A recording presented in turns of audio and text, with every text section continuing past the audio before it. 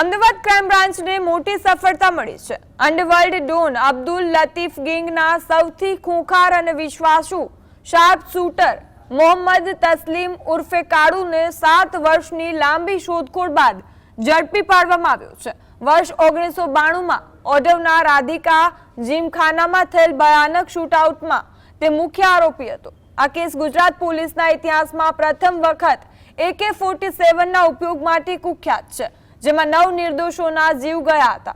તેમજ કોંગ્રેસના પૂર્વ રાજ્યસભા સાંસદ રઉફ વલીઉલ્લાહની હત્યા કેસમાં પણ તે સામેલ હતો। આજીવન કેદની સજા પતાવી 2019માં પેરોલ પર છૂટ્યા બાદ ફરાર થયેલ તસ્લીમને રાજસ્થાનના ઉદયપુર સૂરજપોલ રોડ પરથી ફિલ્મી ઢબે ઝડપી પાડવામાં આવ્યો છે।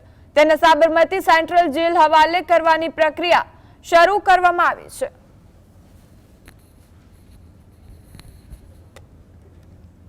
જીમખાનામાં એક ખૂબ જ ચકચારી હુમલો થયેલો હતો, જેમાં 9થી ઉપર લોકોનો મૃત્યુ પામેલ હતો।